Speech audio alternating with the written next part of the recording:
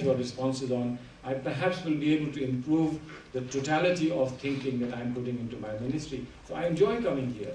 And I believe that this is an extremely important part of the work that I'm doing. So it isn't that we are not there, but you know, you need a little bit of ability to think at the top.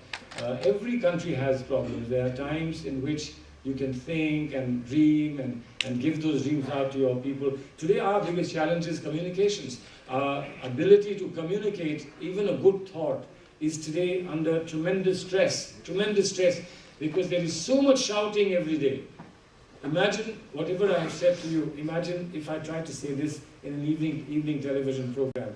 I would have had to do this in 1.5 minutes, and after that 15 minutes people would have attacked me to say you're a Naxalite, or they would have said you're an anti-Naxalite, or they would have said that you're running down the country, or you're admitting to mistakes that your government has made, or you will be able to, or you're challenging your strategic partners. Welcome, sir. How are you? Good to see you. So we believe that you need time. Leaders need time to think, to interact with outstanding thinkers and evolve their thoughts, and then give out those thoughts to the people. Pandit Nehru used to do it, Indiraji used to do it. Go out and tell the people, I have a thought for you today. See what you think of it, right? Not just, I will cut your tariffs, I will give you free cylinders, I'll give you free ride on the helicopter, I'll give you this free, I'll give you that free. These are compulsions of modern democracy. But over and above that, I will give you an India that looks like this. I will give you an India that you would dream of as perhaps not happening in your lifetime, but I will want to do it in your lifetime. I think that's the communication that all of us have to do at every level. It can't be left only to the government and to one person or 10 persons in government. It has to be done at every level. And I hope that you will do this. Well, thank you, Mr. Koshi, that the wonderful hearing, the philosophical view that you've given of India. And it's only towards the end of your talk that you used the term enemy. We are a nation which is besieged today. From within also, from outside, from a huge country like China, and another Pakistan which was carved out from us. I just two examples. 26/11 was an act of war. And I think I'm not the only one to believe that our response was practically nil, on the ground at least. That was the time when we had every justification to react on the ground and give a punitive reply. The year that has gone by, 2013, is yet another in which we had some unprecedented kind of attacks, incursions by both these countries, China and Pakistan. And one feels again that our responses were rather weak. One example of 1967, Mrs. Indira Gandhi, when... well, Bhatt sir, please ask the question because yeah, the minister's time is limited. When the Chinese upped the ante there at Nathula, and we were being showered with mortars, she gave the sanction for artillery. And 1971 is, of course, there. I mean, this was assertiveness. So my question to you, sir, is when will we show the kind of assertiveness that a country like India needs to defend itself, to keep this independence alive? Thank you, sir. You know, the constraint that anybody in government suffers from is confidentiality and secrecy. I could tell you a lot that we've done, but my commitment to secrecy and confidentiality will not allow me to say that. I can tell you one thing, that the respect that we have in the world today is not because they see us as weak, vis-a-vis whoever you mentioned, but they see us as strong. This is why we have respect in the world. Nobody is saying India should be a member of the Security Council, permanent member, because we'll have one person to keep around. Nobody is saying that. People are saying India should be there because Security Council should be effective, and therefore India must be there. There is something about India There is something about India that if you see from a distance, makes you see a different India from an India that you see from close quarters, including the tragic incidents that you have, events that you have mentioned. They have hurt all of us. They hurt all of us. Undoubtedly, they hurt all of us. But is there an ultimate solution between two nuclear powers? Is there an ultimate solution? And really, by suggesting that we do something on the nature of conclusive damage on an enemy country or somebody who's taken a hostile attitude towards us, is virtually dittoing what the people who attacked us were told, that if you can attack Bombay, India will collapse. Or if you can penetrate the valley and make 1,000 cuts, India will collapse. The good thing is, and the good news is, sir, that you are here and India hasn't collapsed. And the world looks upon India with respect, and the world looks upon India with acknowledging that India is able to show that its strength allows it to be hit without suffering. My suggestion to you is in a lighter vein. Unfortunately, I must admit to you, I'm getting into deep trouble for saying things in lighter vein, because the media doesn't understand lighter vein. So I have to say this is in lighter vein, right? And it's with an underline and highlighted, etc. Lighter vein. Please go and see the early fights of Muhammad Ali and the later fights of Muhammad Ali, the time that he was retiring. In his early fights, he used to say, I flit like a butterfly and I dance like a bee. Your arms can't hit or your eyes can't see. Muhammad Ali. Okay? When he became a little bit slower and bulky, and he was still fighting, he started doing something called rope-a-dope. He used to say, and he used to tell his young opponent, come and hit me. Come and hit me. And he would get onto the ropes and he would let that guy exhaust himself hitting him. But he was tough. He took it here, and sometimes in the head. And when the guy had already tried 30 strokes, he would give only one left jab to bring him down. Right? So he remained champion. If somebody had advised him, Muhammad Ali, keep moving, don't get hit, he would have lost many battles.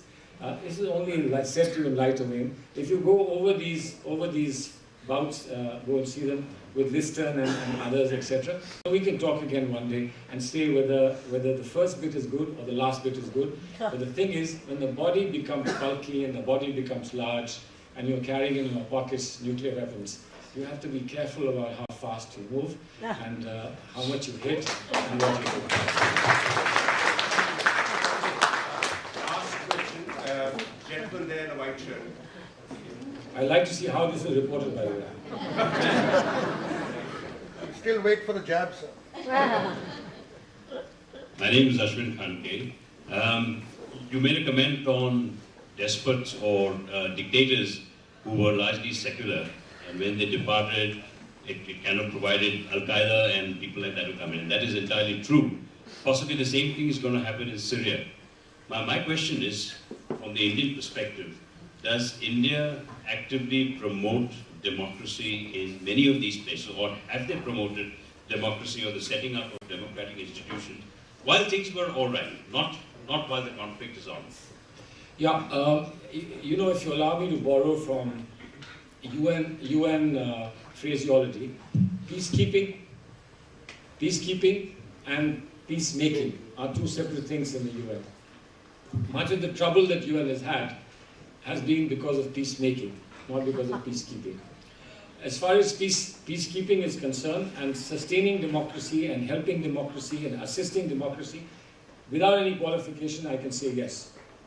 But making democracy, or arranging democracy, or creatively assisting in bringing about democracy, India is a bit careful there. We're a bit careful. Because of our commitment that people must be able to choose for themselves. We must help them with conditions that allows them to choose for themselves what kind of government they want and what is the pace of change that they desire in their own country. We cannot impose from outside. No matter how good our model is, we can't impose that model from outside. And recent history will tell you that imposition of good models from outside have caused a lot of agony to the one on whom it's been imposed and also to the one who is imposing it. I'll give you a very good example. Myanmar. There is a movement to democracy that's happened within Myanmar. You know that we have consistent support for Aung San Suu Kyi, that we actually gave her, somewhat discreetly, but we gave her the Nehru Prize when democracy hadn't really started taking root in Myanmar. And we were cooperating with the Myanmar government, although it was not a democratic government, because they were cooperating with us as far as insurgents were concerned and terrorists and extremists were concerned on the border. They were extremely helpful, and they remain helpful and very, very, very, very helpful. But as we go into a democratic era in Myanmar, and a lot of the credit for that goes to the present government of Myanmar, even if they're not entirely up to the standards of international democracy, but everybody has appreciated, including those who would impose sanctions on them, have appreciated that they have made a remarkable move towards democracy. And the changes in the constitution that we hear are likely to come, which may allow Aung San Suu Kyi to participate in a presidential election. If that happens, then I think they really have come forth in a big way. So what we do is we do capacity building, we do institution building assistance, we provide them with training, we provide them with advice, we provide them with assistance, we give them our models, we even give them our experts, and we give them our money.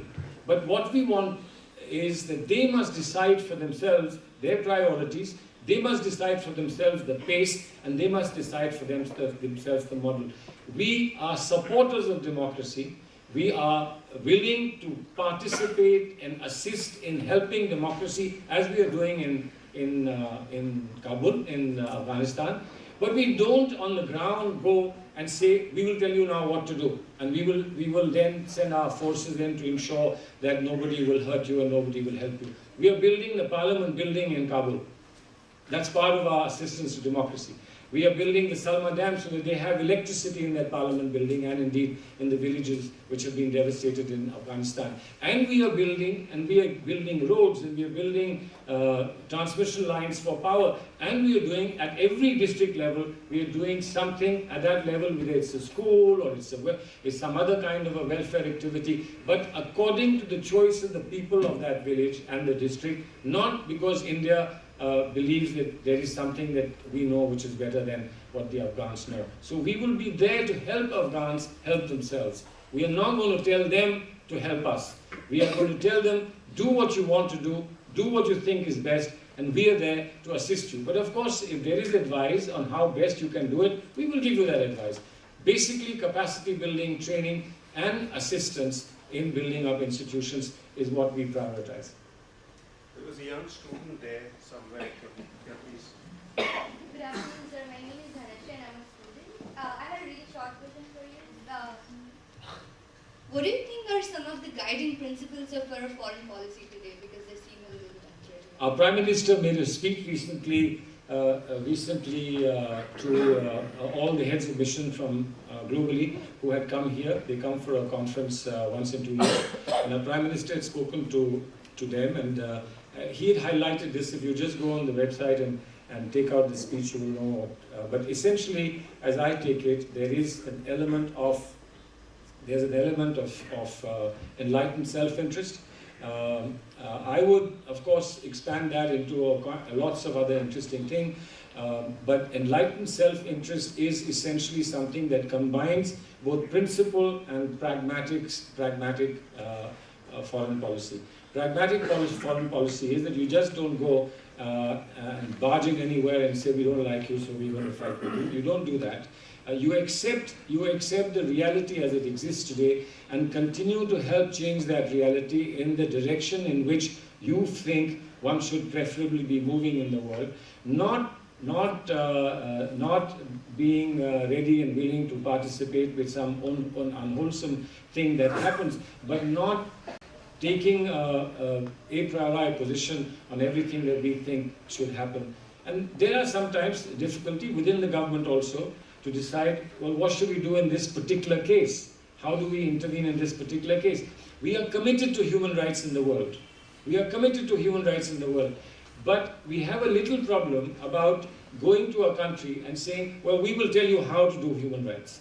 We can talk to them, just as we are willing to talk to anybody about human rights in our country, but we can say to them, look at the legislation we have in place, look at the Human Rights Commission we have in place, look at the work that they have done, and yes, there may be some slippages in some places where we have perhaps gone below par, but it's an evolving and ongoing process, and that's what we will do. But today, there are three areas which are extremely important for us. One area is that India must have a role in global governance through the United Nations. And this is recognized by umpteen countries. I think good 80, 90 countries, if that's the last figure, have actually explicitly stated that India's presence in a reformed Security Council is absolutely important. And we believe that as representative of the large population that we have in this world, and of course the economic strength that we have, and the markets that we have, and the population, etc., everything gives us a right to be representing Asia along with China in the Security Council. That's one major thing that we have. The second thing is, of course, for us to ensure that we help the level of economic growth of our people, poverty eradication and welfare of our people by being able to access on the best terms possible the maximum markets of the world. And therefore, both for importing of essential items and for exporting. And here our energy security becomes an extremely important factor in foreign policy.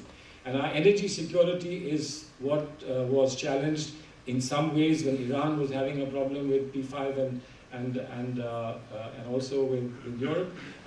Our energy security becomes challenged when the Arab Spring brings instability to a region where we have 6 million overseas Indians. And lastly, what is important for us is that Prime Minister has said this: democracies don't go to war. This is our general experiences that democracies don't go to war. So to encourage and engage and help people move towards democracy is certainly something that we would prefer and we would advocate. And then our region, the Indian Ocean and our region of SAARC, is of extreme importance to us. All the countries around us are going through some paradigm shifts, some really important changes that within their society, and we need to be able to assist them and be able to remain engaged, fully engaged, because we live in a difficult neighborhood, and we must ensure that we retain strong bonds of friendship and strategic alliances in our region. Thank you, sir. Okay? Thank you very much, sir. Thank you very much. Thank you very much.